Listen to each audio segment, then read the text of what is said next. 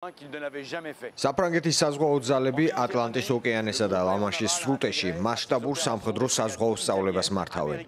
საზღვაო მანევრებში ჩართულია 3000-ზე მეტი სამხედრო მოსამსახურე, 20-ზე მეტი სხვადასხვა კლასის ხომალდი და 40-ზე მეტი საფრენი აპარატი. საფრანგეთის საზღვაო ძალების ინფორმაციით, სწავლება პოლარის 25 წარმოადგენს ქვეყნის უმნიშვნელოვანეს საზღვაო წვრთნას, რომელიც რეალურ საბრძოლო ოპერაციებში მომზადებას გულისხმობს.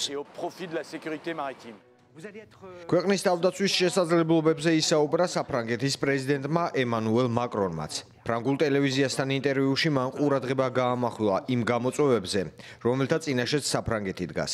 მათ შორის ისაუბრა ევროპულ თავდაცვაზე, ქვეყნის უსაფრთხოებაზე და რა თქმა უნდა უკრაინაზე. ამასთან ემანუელ მაკრონმა აღნიშნა, რომ საფრანგეთი ახლა თავდაცვისა და უსაფრთხოების საკითხებს განსაკუთრებულ მნიშვნელობას ანიჭებს. ჩვენ ბირთვული შეკავების ძალა აწლეულებია გვაქვს, თუმცა ჩვენ არ ვემზადებოდით ფრონტის ან ფართომასშტაბიანი სახმელეთო ომისთვის. ჩვენი თავდაცვის მოდელი განსხვავებულია. ჩვენ გვყავს ევროპაში ყველაზე ბრძოლის უნარიანი არმია, საზღვაო ფლოტი და გამორჩეული მაღალი სტანდარტის საჰაერო და კოსმოსური ძალები. საფრანგეთს ყავს ნამდვილად ავტონომიური არმია ევროპაში. რაც შეეხება ომის ეკონომიკას, რა გავაკეთეთ? დავიწყეთ ყურადღების გამახვილება იმაზე, რაც გვჭირდება, გავზარდეთ წარმოების ტემპი. პროგრესი გვაქვს, მაგრამ კიდევ უფრო სწრაფად და ძლიერად უნდა წავიდეთ წინ, როდესაც საქმე შეიარაღებას ეხება.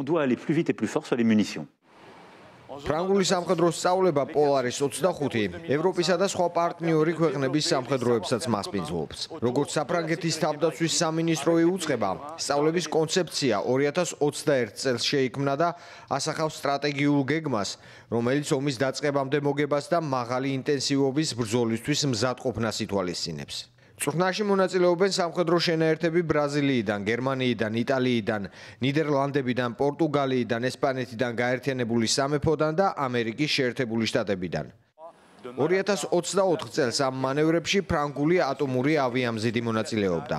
წელს ეს ხომალდი წვრთნებში არ ჩაერთვება, რადგან ახალი დაბრუნებულია ინდო-წყნარი ოკეანის მისიიდან. თუმცა სწავლების დროს იყენებენ ფრანგულ ატომურ წყალქვეშა ხომალდებს.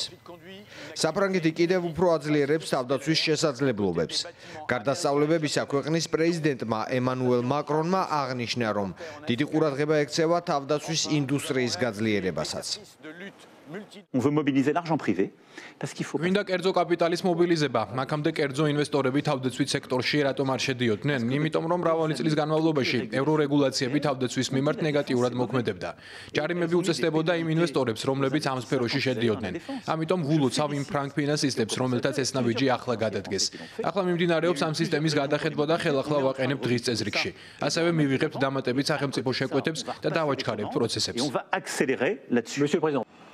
საფრანგეთის მასშტაბური საზღვაო მანევრების დაწყებას დაემთხვა ბრიტანეთისა და იტალიის საზღვაო სწავლებების დასრულება. ეს წვრთნები ხმელთაშუა ზღვის ჩრდილოეთ ნაწილში გაიმართა. მასში ჩართული იყო ნატოს წევრი 9 ქვეყნის 21 ხომალდი, 3 წყალქვეშა ნავი, 40-ზე მეტი საბრძოლო თვითმფრინავი, ვერტმფრენები და 8000-ზე მეტი სამხედრო მოსამსახურე.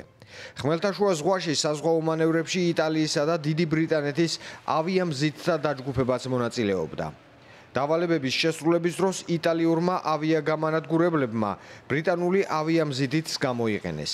როგორც სწავლების ხელმძღვანელობამ განაცხადა, იტალიისა და დიდი ბრიტანეთის ლიდერობით, ნატოს სწავლება ორიენტირებული იყო ტრადიციულ და ასიმეტრიულ საფრთხეებზე.